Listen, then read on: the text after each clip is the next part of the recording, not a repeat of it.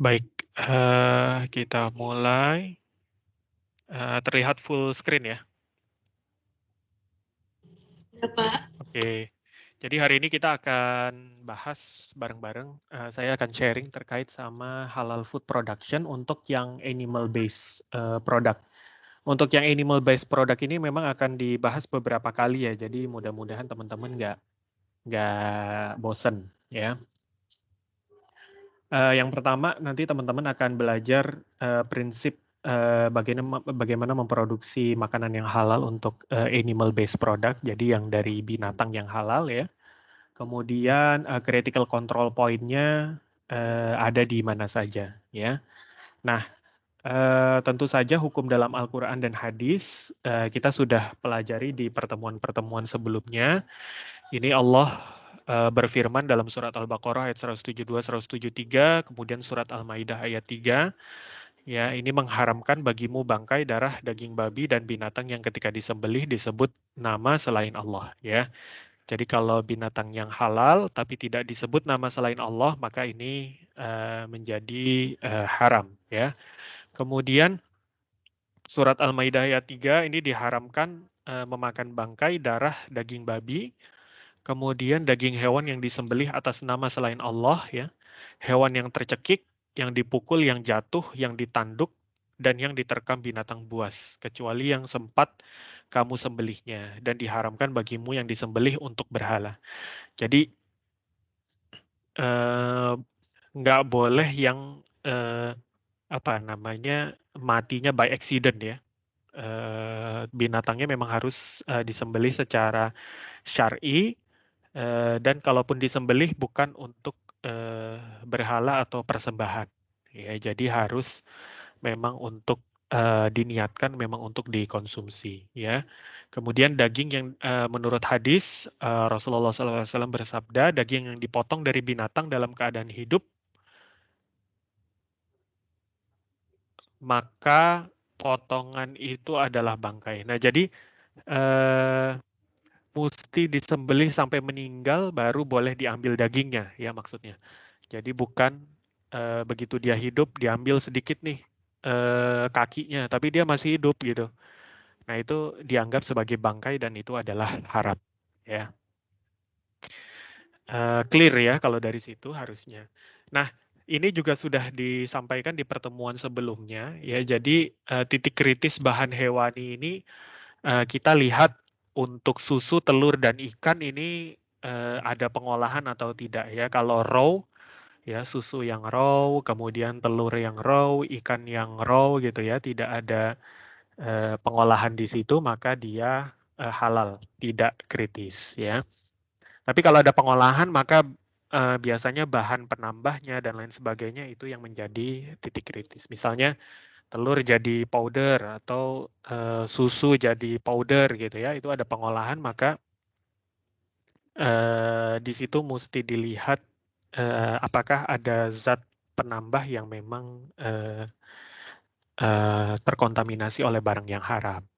Kemudian untuk bahan hewani ya daging hasil baik daging maupun hasil sampingnya itu berasal dari hewan yang halal atau tidak. Kalau tidak itu maka udah pasti haram. Kalau dari hewan yang halal ini disembelih ya sesuai dengan syariat Islam ya, maka ini ada pertanyaan berikutnya, ada pengolahan lanjutan atau tidak? Kalau ada pengolahan lanjutan, maka dia menjadi titik kritis, ya. Tapi kalau sudah disembelih kemudian dibagikan ya, kayak daging kurban gitu ya, nah itu maka tidak kritis, jadi bisa langsung dikonsumsi.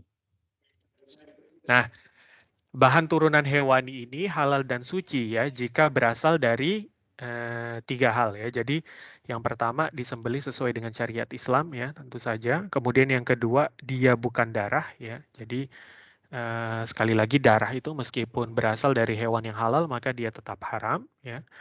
Kemudian tidak bercampur dengan bahan haram atau najis. Jadi syaratnya tiga ini ya.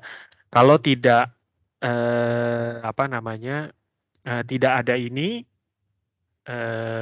maka dia menjadi tidak boleh dikonsumsi. Ya. Jadi harus halal, kemudian tidak ada darah, ya, kemudian tidak bercampur dengan bahan yang haram atau najis. Ya. Nah, pengolahan daging sama produk daging olahan ini banyak kategorinya ya. Ini kategorinya saya ambil dari MUI ya, Majelis Ulama Indonesia. Nah, ini mulai dari daging segar ya, kemudian daging frozen, daging kering ya, dry meat, kemudian fermented meat ya, daging cincang, cornet, marinated semua, dendeng, abon sampai ini lengkap ya, sampai proses meat product nih macam-macam ya. Selain dari pastrami, salami, burger, patty burger ya, nugget, bakso, sosis, abon ya, ini macam-macam ya. Dan ini diatur, ini disebut sebagai kelompok daging dan produk daging olahan. Nah, ini kalau teman-teman menghasilkan produk ini, maka ini wajib disertifikasi halal. Kalau barangnya dijual ke apa namanya secara ini ya, secara masif ya. Artinya kalau disertifikasi halal itu pasti akan jauh lebih baik dan apa namanya menenangkan bagi konsumen ya. Jadi ini tidak tidak terkecuali sapi, kerbau, kambing dan domba, tapi juga tergolong unggas ya, baik itu ayam, bebek, kalkun, burung dan lain-lain. Ya. Nah, critical control point-nya apa aja sih? Ya, jadi yang pertama hewannya harus halal ya. Kan tadi syaratnya kan ada 3 syarat ya. Jadi hewannya halal dan dipotong dengan syar'i ya. Kemudian ini dipelihara atau dikondisikan secara eh, hewani ya, maksudnya secara apa ya secara manusiawi lah ya, seperti manusiawi. Jadi eh, harus betul-betul dipelihara dengan baik gitu ya. Kemudian CCP yang berikutnya adalah stunning. Stunning ini nanti kita bahas, ini adalah proses pemingsanan ya. Nah, nanti kita bahas kenapa pemingsanan ini menjadi faktor yang penting. Kemudian memotong dengan pisau yang tajam ya. Ini juga menjadi eh, critical control point juga untuk di slaughterhouse ya. Jadi memang harus diasah. Diasahnya itu juga ada hadis tidak boleh di depan hewannya langsung ya. Jadi kalau mengasah apa namanya golok atau pisaunya itu tidak boleh dihadapkan langsung dengan hewan sembelihannya ya. Kemudian harus dipotong oleh orang eh, yang muslim ya, muslim dan sudah akil balik, kemudian harus memotong dengan ini ya, dengan syar'i. Jadi tenggorokan dan kerongkongannya harus terpotong ya. Ini juga jadi CCP juga. Kemudian invocation atau baca basmalah ya, ini dengan menyebut nama Allah itu kan tadi jadi CCP apa jadi syarat juga tuh ya. Kemudian post laying treatment ini dibiarkan sampai darahnya mengalir habis ya, sampai menetesnya habis sehingga tidak ada darah itu menjadi komponen yang penting karena kalau ada darahnya biasanya rasa dagingnya dan kualitas dagingnya itu akan jelek juga ya. Kemudian yang halal ini setelah menjadi karkas, karkas itu berarti sudah dikulitin ya. Kemudian deboning ini berarti dikeluarkan kulitnya, kemudian di-cut apa namanya dagingnya ya. Kemudian masuk ke further proses ini menjadi CCP juga. Jadi ini biasanya kalau misalnya mau dijadiin sosis, nugget dan lain sebagainya gitu ya. Nah, ini maka harus dipastikan seluruh bahan-bahannya itu juga halal ya. Kemudian packaging and labeling ya.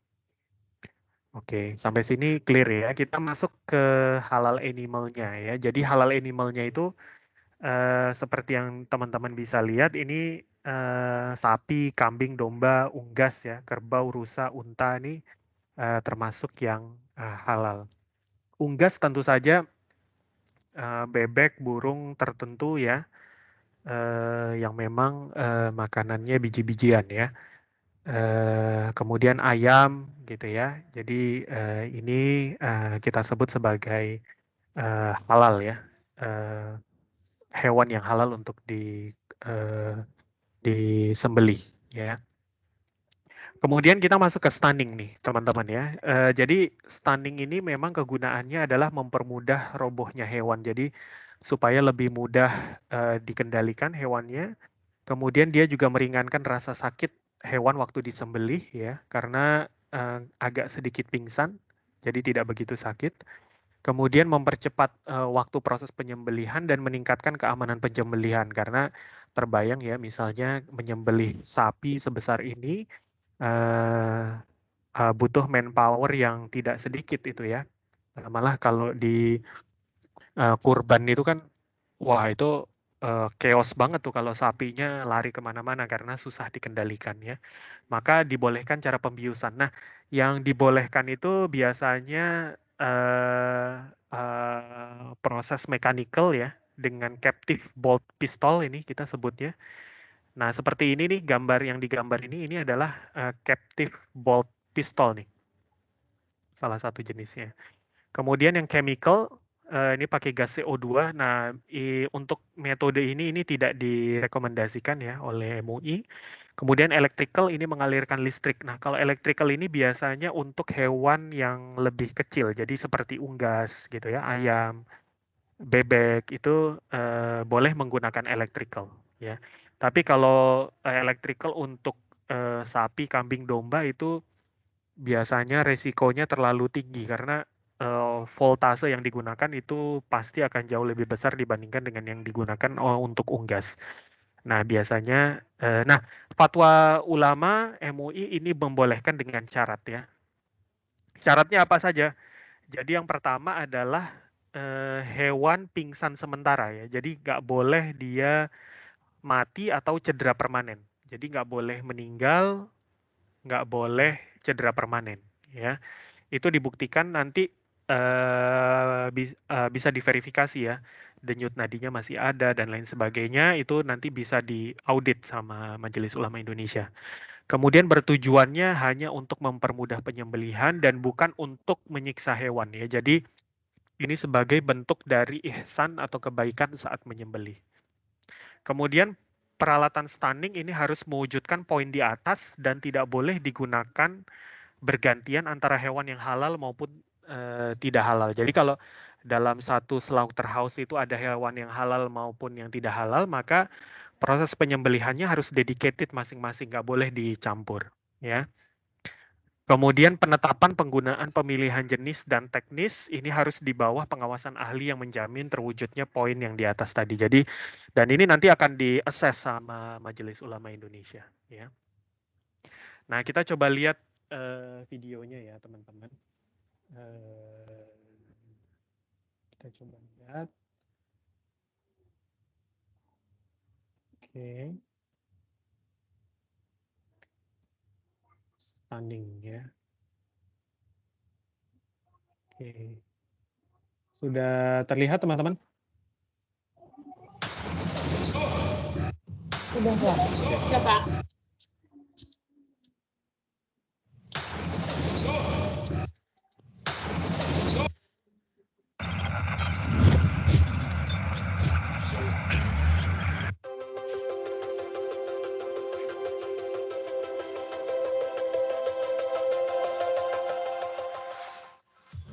Penyembelihan semaksimal mungkin dilaksanakan secara manual, tidak dengan stunning ya.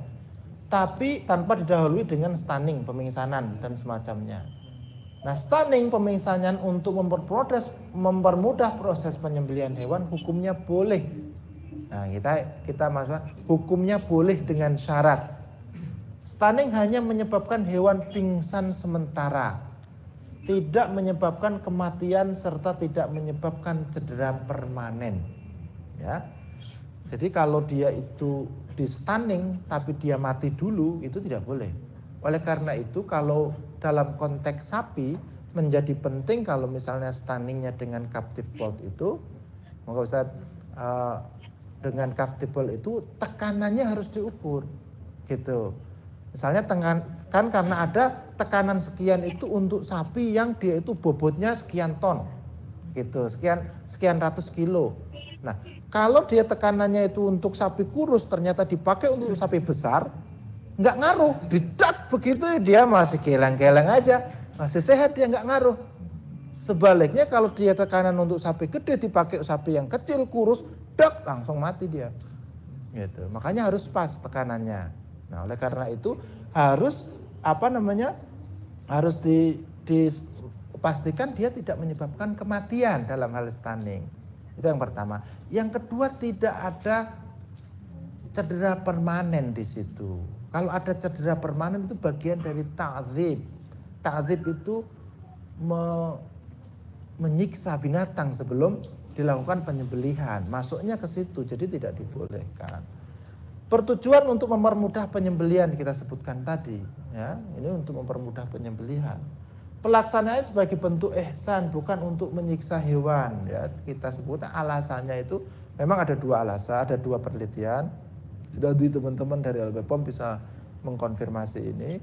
Ada yang mengatakan bahwa stunning sebelum penyembelihan itu adalah bagian dari animal welfare. Kita itu bagian dari sayang binatang. Karena ketika dia disembelih dia tidak merasa sakit gitu. Nah, kita juga nggak pernah dapat laporan dari dia sakit apa enggak kan gitu kan. Nah, kalau ada laporan sih enak, kita bisa penelitian sakit enggak gitu. Nah, itu bisa kita lakukan. Nggak ada laporan dari dia. Ada yang mengatakan begitu, ada yang mengatakan ini malah penyiksaan gitu. Makanya ada dua pendapat besar seperti itu. Nah, tapi pendapat yang umum mengatakan bahwa ini bagian dari ihsan, jadi bagian dari animal welfare supaya itu kita meningkatkan perikebinatangan kan gitu kan. Nah, oleh karena itu dalam bahasa fikihnya stunning ini itu adalah ziyadah fil ihsan, yaitu kan ada hadis yang mengatakan kan kalian berperilaku ihsanlah kepada semua orang gitu kan, termasuk ketika kalian mau menyembelih gitu kan, fa ahsinu al-qitlah, maka berperilaku ihsanlah ketika kamu menyembelih gitu. Nah, ketika kita melakukan penyembelihan dengan menggunakan stunning ini, itu adalah ziyadah fil ihsan, yaitu tambahan berperilaku ihsan kepada hewan ketika kita menyembelih. Nah, oleh karena itu dibolehkan sepanjang dia sebelum disembelih, ketika di stunning dia masih hidup, begitu ya. Kemudian peralatan stunning harus mampu menjamin terwujudnya syarat ABC serta tidak digunakan antara hewan halal dan non halal sebagai langkah preventif. Stunningnya kalau yang untuk halal saja gitu ya, tidak boleh untuk gantian. Penetapan ketentuan stunning, pemilihan jenis dan jenis pelaksanaannya harus di bawah pengawasan ahli. Iya itu ya. Oke. Kita kembali lagi.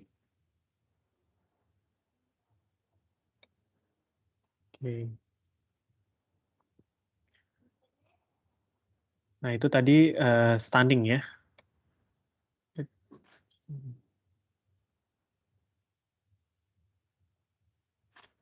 Nah, jadi menggunakan captive bolt pistol ya. Ini ada firing pin-nya ya. Ini tadi menggunakan ini. Kemudian ini nanti bisa diatur ya rubber ring-nya. Kemudian tadi disebutkan sama Ustadz tadi harus cukup spesifik. Jadi tonasenya berapa ya? Itu nggak boleh dipakai sembarangan. Ya, jadi kita bisa lihat nih harus disesuaikan ya settingannya. Jadi harus disesuaikan. Nggak boleh tadi Ustadz bilang yang untuk sapi yang besar itu malah digunakan untuk sapi yang kecil sehingga malah menyebabkan kematian sebelum disembelih, gitu ya. Nah, untuk electric stunning ini biasanya untuk memang low voltage ya, low voltage, kemudian short time dan tidak letal ya, tidak menyebabkan kematian untuk animal. Nah, biasanya burung atau ayam itu kalau yang kecil itu mendapatkan 10 sampai 20 miliampere ya. Kalau agak besar ya kayak turkey itu dia lebih besar daripada ayam ya sedikit. Itu 20 sampai 40 miliampere dalam jangka waktu 10 sampai 12 detik. Nah, biasanya ini apa namanya disetting seperti itu dan nanti mesti dites apakah memang setelah mendapatkan electric stunning ini dia meninggal atau masih tetap jantungnya berdetak ya karena tidak boleh mati tadi ketika akan disembelih ya. Nah, jadi standar penyembelihan halal ini tentu saja orang beragama Islam dan baligh ya. Kemudian menyembelih dilaksanakan dengan menyebut nama Allah, Bismillahirrahmanirrahim, atau Bismillah ya Allahu Akbar, ada. Kemudian penyembelihan dilakukan dengan mengalirkan darah melalui pemotongan saluran eksofagus dan trakea, ya. Kemudian dua pembuluh darah ya, vena jugularis dan arteri carotids, ya. Kemudian penyembelihan dengan satu kali dan secara cepat ya, memastikan darah atau gerakan hewan sebagai tanda hidupnya hewan itu sudah selesai ya. Hayah mustakirah, kemudian memastikan matinya hewan disebabkan penyembelihan tersebut ya. Jadi harus memotong ini ya. Ini kita bisa lihat ada eksofagus, ada trakeanya juga ya, dan dua pembuluh darah besar ya. Jadi harus dipastikan dengan baik ya. Nah, kemudian standar penyembelihannya ini juga size apa namanya ukuran golok atau ukuran pisaunya juga harus menyesuaikan ya. Jadi jangan hewan yang besar malah pakai yang kecil jadi berkali-kali gitu ya. Nah, itu akan menyiksa hewan. Tapi disesuaikan betul-betul ya. Apa namanya antara nah, biasanya tidak boleh juga apa namanya ada beberapa yang mengatakan jangan sampai putus kepalanya ya saat disembelih. Nanti boleh diputusin kepalanya saat sudah mati dan memang akan dipisahkan antara karkas badan dan lain sebagainya ya. Jadi memang harus betul-betul disesuaikan ya ukuran pisaunya. Kemudian tadi seperti yang dibilang itu tidak boleh mengasah pisau di depan hewannya. Jadi kalau mengasah pisau itu tidak boleh di depan hewan yang akan disembelih. Jadi subhanallah ya, Islam mengatur betul-betul sampai detail sekali. Ya. Kemudian penyembelihan ini sebaiknya memang menghadap kiblat ya. Jadi ini orang yang akan menyembelih itu menghadap kiblatnya arahnya ke sana ya. Jadi muka dari hewannya itu menghadap ke 90 derajat dari arah kiblatnya ya. Nah, jadi ini menyembelih 1, 2, 3, 4, 5, dan 6 ya. Mulai dari trakea sampai trunkus linguofacialis. Nah, kita lihat pemotongan sapi yang halal di Jepang ya. Kita coba lihat teman-teman.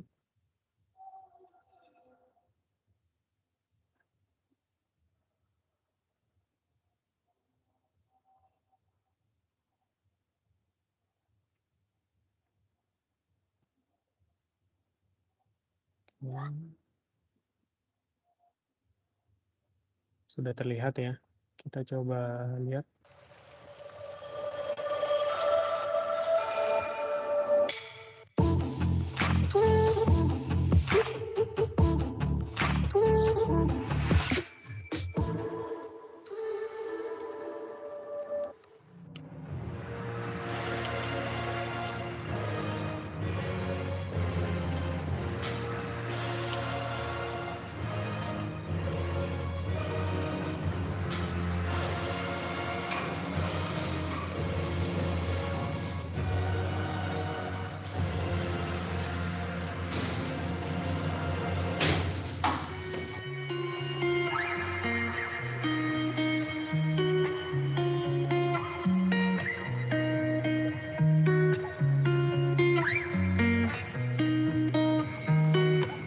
Di video sebelumnya kita udah lihat peternakan sapi Kobe. Sekarang kita lihat pemotongan sapi Kobe yang halal ya. Nah, dia pisahkan ya.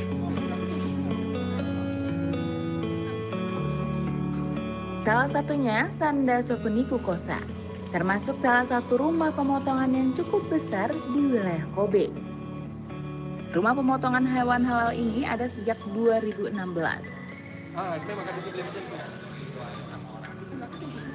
Staf penyembelihannya ada dari Indonesia dan Malaysia. Mereka juga dibantu para staf yang merupakan warga asli Jepang dalam mempersiapkan sapi yang akan disembelih. Semua bertujuan agar lebih paham tata cara penyembelihan yang sesuai syariat Islam. Nah, kita lihat pakai captive bolt juga. Stunning.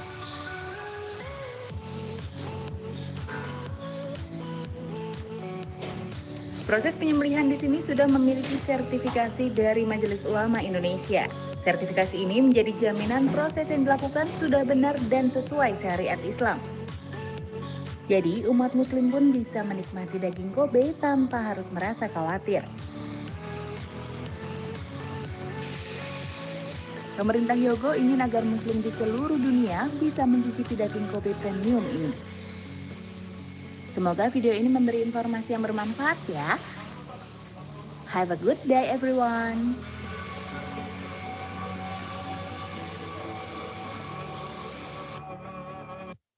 Oke. Ya. Kita lanjutkan.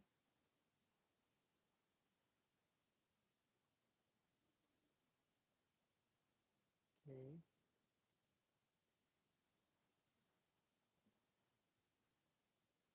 Berikutnya ayam ya di Indonesia. Ini dari kita lihat dari pembuatan nugget ayam. Nah, ini ya. Oke, kita lihat.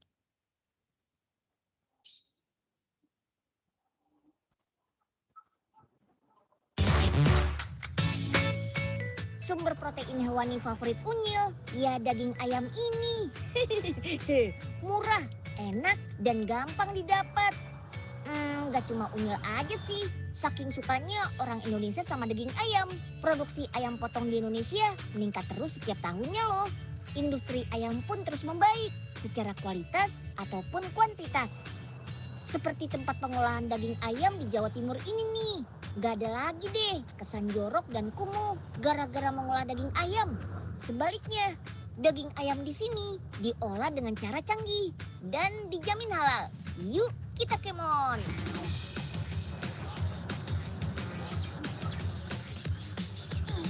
Sebelum dipotong, ayam-ayam ini akan dialiri tegangan listrik sebesar 40 volt.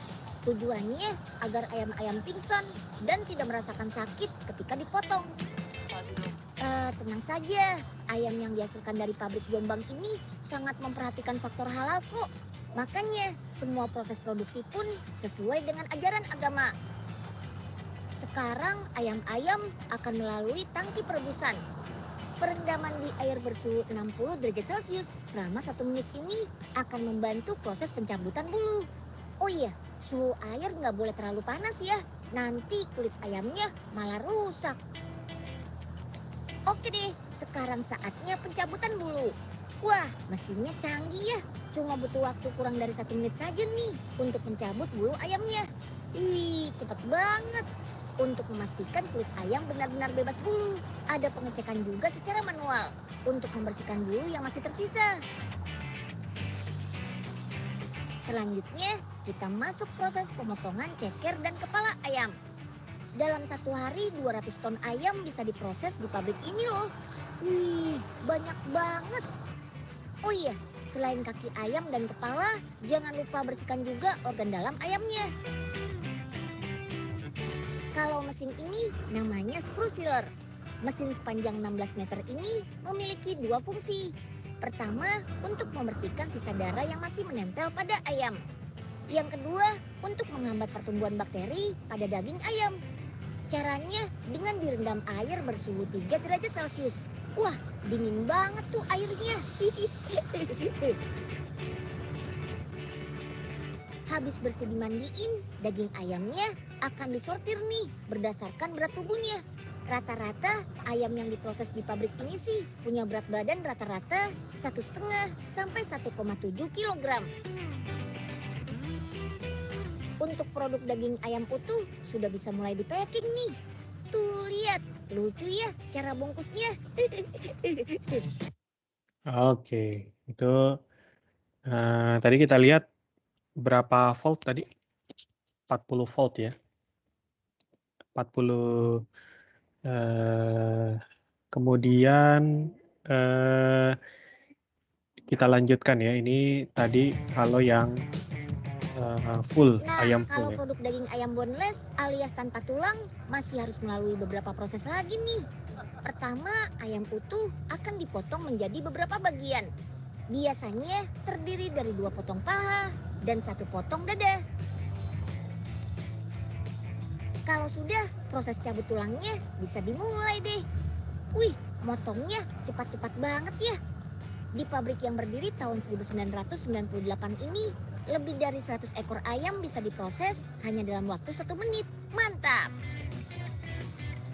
Untuk bagian dada, selain tulang, kulit ayam juga harus dipisah ya. Sedangkan untuk bagian sayap, daging dan otot ayam disayat, kemudian ditarik dari atas hingga pangkal persendian. Wah, ternyata rumit ya buat mengeluarkan tulangnya. Harus jago nih motongnya. Setelah dipisahkan tulangnya, daging-daging ini sudah bisa mulai di-packing dan divakum.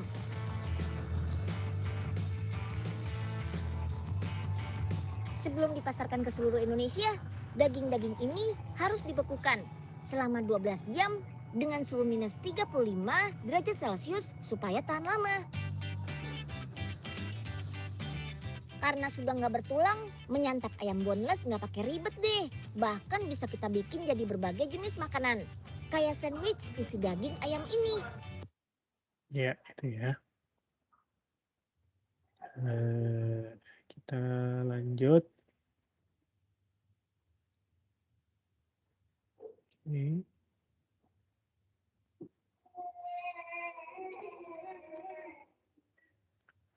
Nah, ini kemudian ini ada beberapa fasilitas pemotongan hewan ya. Tadi kita juga lihat yang di pemotongan yang di Jepang tadi, Kobe. Ini menggunakan sama ya sliding door. Jadi hewannya ditaruh di sini, tadi masuk, terus di stunning. Setelah di stunning diglosorkan, kemudian apa namanya disembelih ya.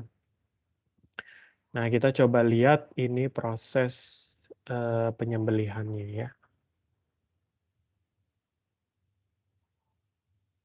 Oke.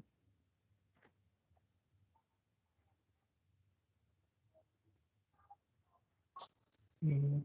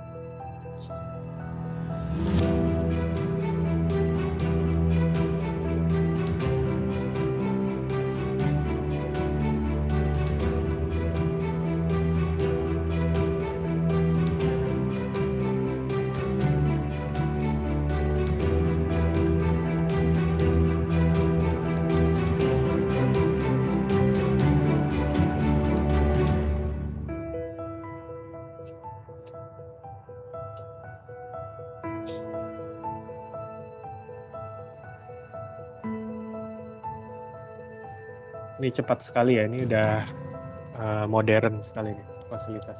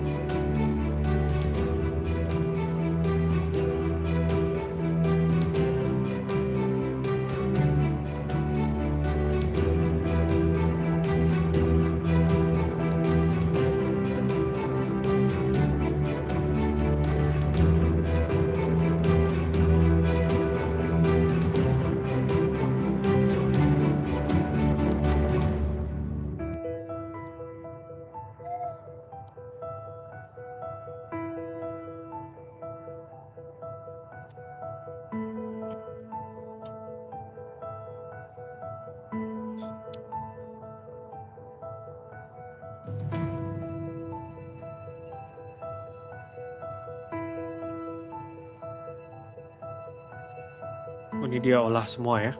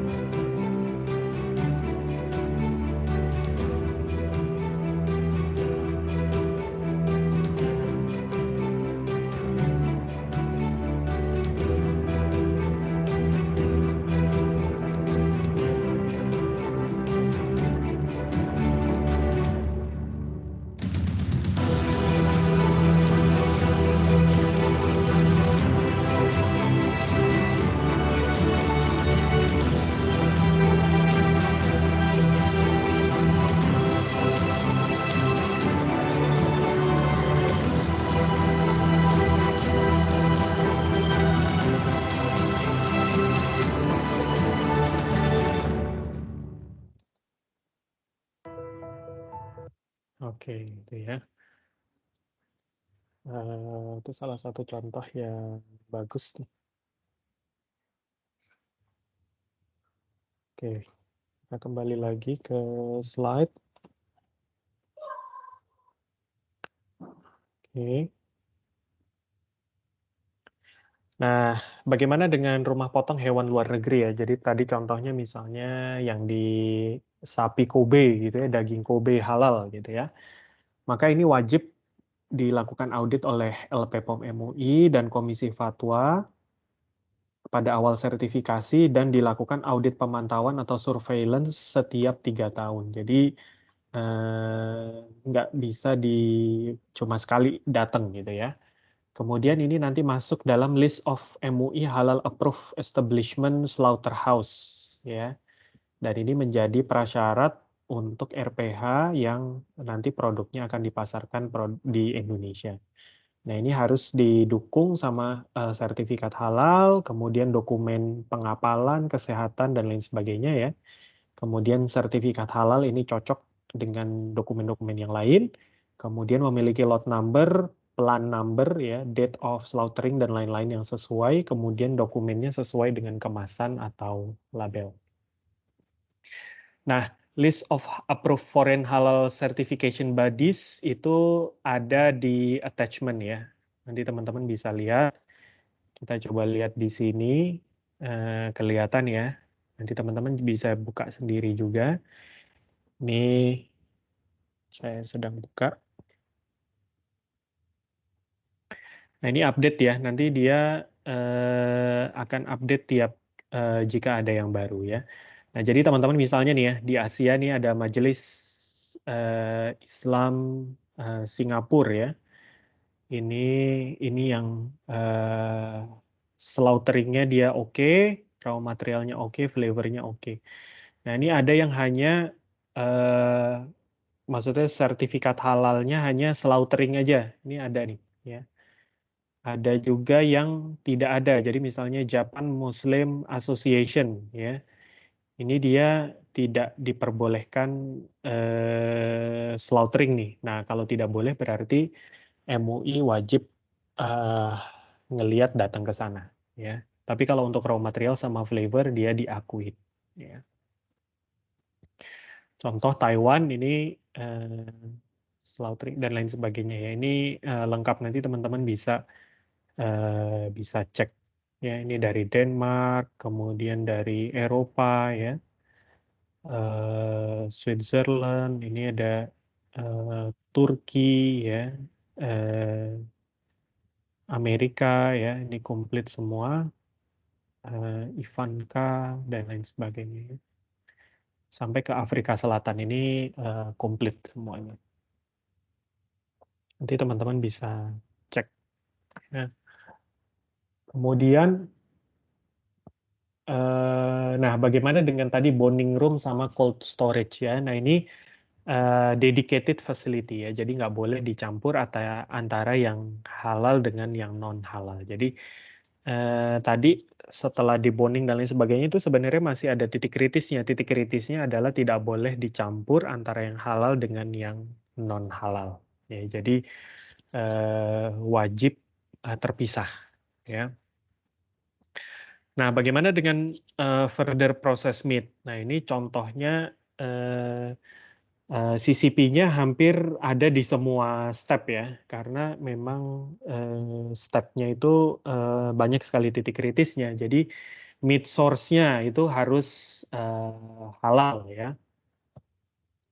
Jadi harus dari yang halal, kemudian specific location ya. Jadi karena di sertifikat halal itu juga yang tersertifikasi adalah lokasinya spesifik. Jadi kalau misalnya dari PT tertentu ya, tapi dia punya beberapa lokasi, bisa jadi ada lokasi yang sudah tersertifikasi halal, ada yang belum. Nah, itu makanya harus betul-betul spesifik per lokasi.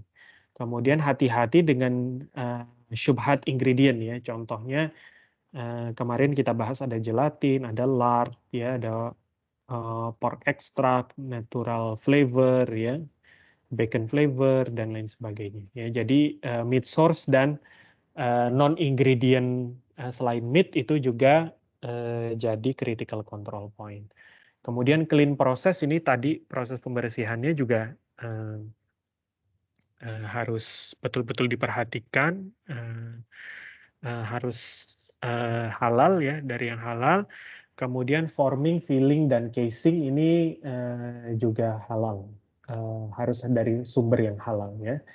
Dan packaging atau labelingnya itu betul-betul harus tadi batch number-nya, kemudian bisa ditelusur ya, terlihat ada production date dan lain sebagainya ya. Nah, equipment-nya ini tadi seperti yang sudah saya bilang harus dedicated ya, tidak boleh dicampur.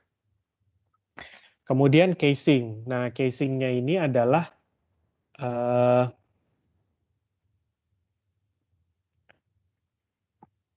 ada 3 jenis casing ya. Ada yang natural, kemudian dari kolagen dan dari selulose ya. Nah, yang natural casing ini biasanya memang dari animal guts. Animal guts itu bisa dari pokoknya dari isi perut ya. Bisa dari usus, bisa dari bagian dari pokoknya bagian dari lambung dan lain sebagainya ya. Nah, ini macam-macam ya, makanya harus dipilih yang halal. Nah, halal itu artinya begitu disembelih hewannya itu juga harus tidak hanya misal, oh ini casing dari sapi ya. Nah, tapi sapinya ini untuk dapetin casing ini dia disembelihnya dengan halal atau tidak. Kalau tidak halal, casingnya juga otomatis menjadi tidak halal gitu. Jadi harus semuanya halal ya. Kemudian kalau dari kolagen ya, dari kolagen ini biasanya dari skin atau dari tulang ya. Nah, itu hati-hati dari babi ya, karena memang babi itu murah dan tersedia banyak ya. Nah, ini juga harus dari sumber yang halal dan harus dipotong dengan syar'i ya. Kemudian yang selulos. Nah, kalau selulos ini jauh lebih aman karena ini berarti bukan dari yang daging ya. Nah, tetapi ini biasanya juga ada ingredient yang cukup kritis adalah glycerin ya. Nah, ini perlu dicek apakah sumbernya dari halal atau glycerin halal atau tidak. Ya. Jadi harus hati-hati. Nah, sekarang terakhir kita kuis. Sebelumnya ada pertanyaan dulu mungkin teman-teman. Ada yang mau bertanya? Izin bertanya Pak. Boleh, Ainaya, silakan. Saya penasaran Pak, kalau misalnya kita makan ayam Mm-mm.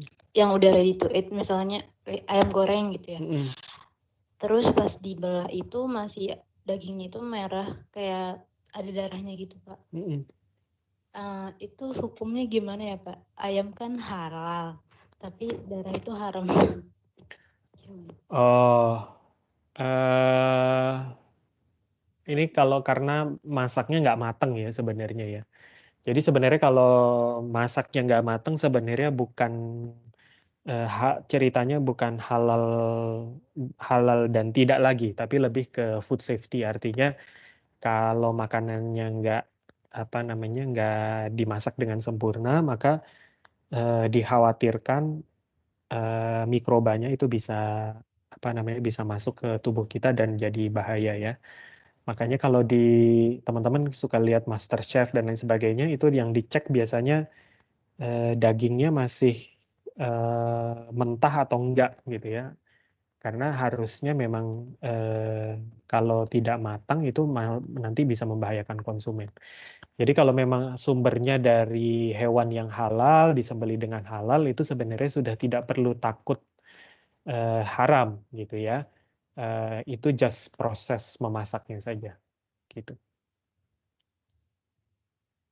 Oke, terima kasih Pak. Sama-sama.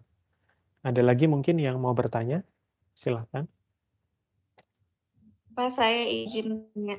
Boleh, silakan bisa. Pak, sebenarnya ada perbedaan nggak sih Pak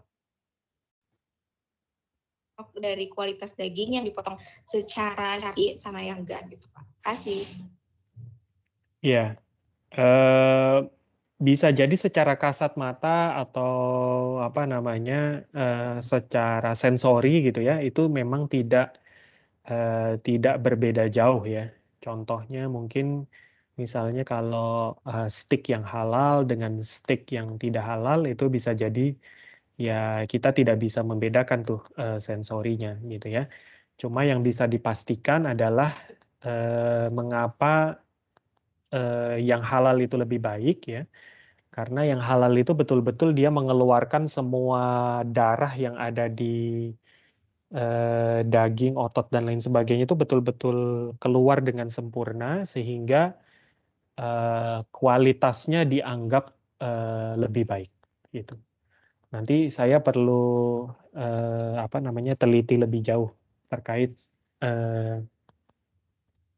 perbedaannya ya. Tapi bisa jadi kalau misalnya dimasak gitu ya segala macam itu ya bisa jadi sudah tidak terlihat tuh perbedaannya ya.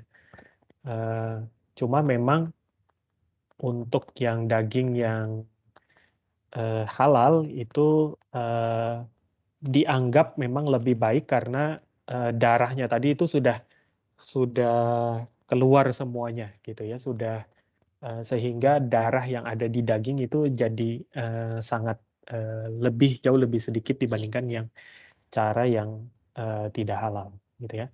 Nah, bisa jadi cara tidak halal ini kan macam-macam juga ya. Bisa jadi sebenarnya cara motongnya juga mirip tuh kayak yang halal gitu ya, langsung ditebas kemudian dikeluarkan semua gitu ya.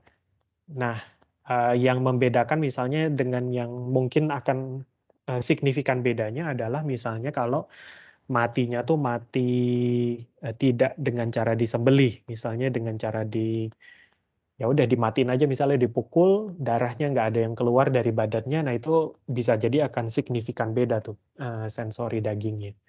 Tapi kalau misalnya sama-sama disembelih, tapi yang satu baca bismillah, yang satu nggak baca bismillah, bisa jadi sensorinya itu nggak beda nyata. Gitu. Mudah-mudahan cukup jelas ya. Terima kasih Pak. Sama-sama. Pak, saya mau nanya. Boleh, Molvi, silakan. Tadi kan ada di slide ditulis untuk beware of specific location gitu, of halal sertifikat. Emang kalau yang lokasi spesifik yang tersertifikasi halal sama yang tidak itu gimana ya bedanya Pak? Saya belum paham. Oh, oke. Nah, jadi bisa jadi misalnya contoh ya, ada daging yang misalnya teman-teman ngimpor satu daging gitu ya. Itu misalnya dari PTX ya.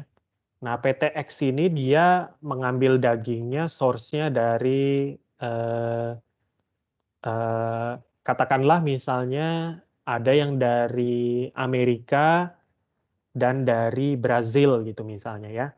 Nah, yang ternyata yang sudah disertifikasi itu hanya yang dari Amerika saja. Tapi yang dari Brazil itu tidak. Tapi sama-sama milik PT X tadi. Nah, maka kalau kita dapat daging itu dari PT X sama-sama, misalnya PTX kita tahu, kita udah yakin dia halal nih. Oh, tapi ternyata dia asal dagingnya tuh bukan dari Amerika, tapi malah dari yang Brazil. Nah, yang dari Brazil nih bisa jadi tidak atau belum disertifikasi halal gitu. Nah, makanya itu harus tetap kita tolak walaupun sama-sama dari PTX gitu. Kebayang ya, Molvia? Ya Pak, kasih Pak. Sama-sama. Oke, ada lagi mungkin yang mau ditanya? Kalau tidak ada, kita quiz ya. Pertanyaan pertama adalah 3 syarat hewani bahan makanan hewan itu disebut halal dan suci itu jika apa ya? Itu tadi yang slide-slide awal. Kira-kira apa nih, Nafilah? Yang pertama itu hewannya disembelih sesuai dengan syariat Islam, Pak. Oke, terus yang kedua? Bukan berasal dari darah, Ya. dan pada prosesnya juga tidak tercampur dengan barang yang haram atau yang mengandung najis. Oke, mantap ya. Kita kasih applause. Makasih. Yang kedua, ini syarat bolehnya dilakukan pembiusan sebelum proses penyembelihan. Nah, ini boleh dilakukan stunning tuh syaratnya apa aja? Dita, kemana Dit? Syarat stunning ya Pak? Ya, syarat stunning. Itu pertama hewan harus disesuaikan dengan bobot hewannya juga. Oke, terus stunning yang dilakukan itu nggak boleh bercampur antara hewan yang halal dan yang haram. Oke. Kemudian hewannya itu harus pingsan aja gitu, nggak boleh sampai mati. Nggak boleh sampai mati, ya. Cedera permanen, ya. Gitu. Terus tujuannya juga nggak boleh untuk menyakiti hewan tersebut. Oke, mantap. Pertanyaan berikutnya, tata cara penyembelihan hewan yang halal. Kemana nih? Serena.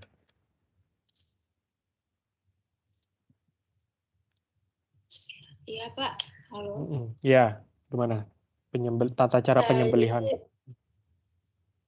Penyembelihan hewan yang halal itu yang pertama orangnya yang nyembelih harus beragama Islam. Terus penyembelihan itu harus ada niatnya juga, menyembelih dengan nama Allah.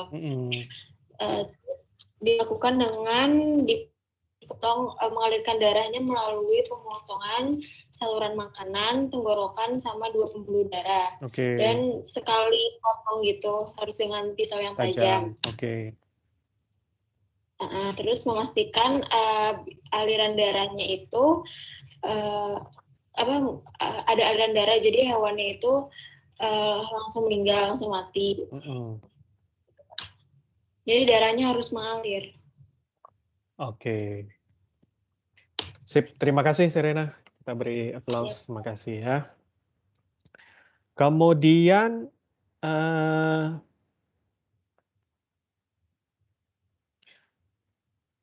apa syarat rumah potong hewan? Kalau misalnya terkait pencampuran untuk yang tidak halal. Gimana Reza? Kalau ada rumah potong hewan ya, tapi ada bercampur dengan yang tidak halal. Kira-kira mesti gimana tuh si rumah potong hewannya? Oh, yang pertama sudah fasilitas khusus gitu Pak untuk pemisahan halal sama non-halalnya. Oke, kemudian semua produknya sudah harus disertai dengan sertifikasi halal. Oke.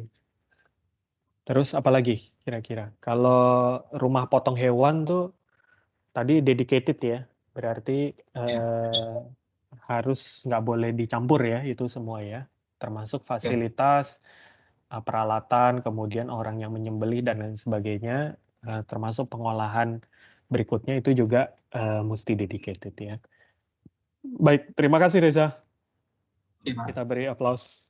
Thank you. Kemudian titik kritis proses penyembelihan dan pengolahan daging Apa saja nih, Gina? Gina ya Pak? Ya, titik kritisnya apa aja, Gin?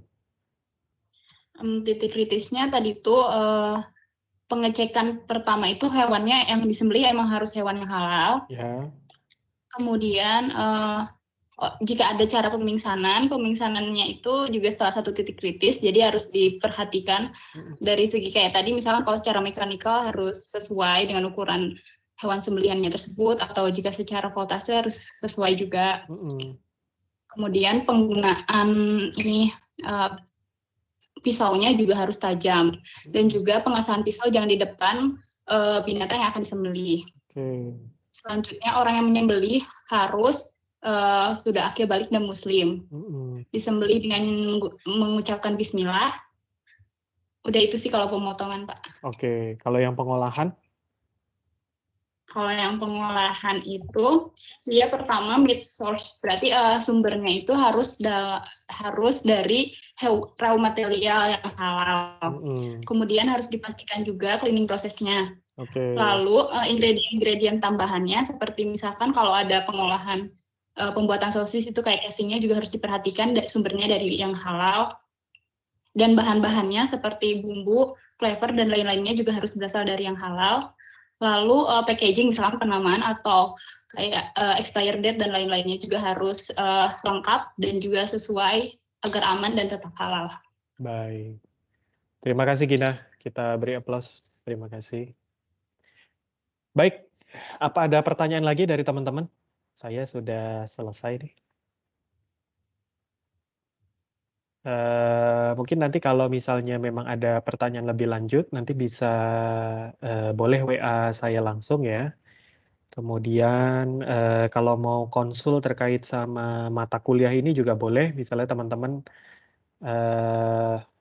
ada yang ragu atau mau ditanyakan, itu juga boleh ya. Jadi silakan bisa ditanyakan, insya Allah saya akan balas. Ya. Baik, kalau tidak ada, cukup perkuliahan hari ini. Mudah-mudahan bisa bermanfaat buat teman-teman. Ada yang teman-teman belum tahu, kemudian jadi tahu dari perkuliahan ini? Ada Pak.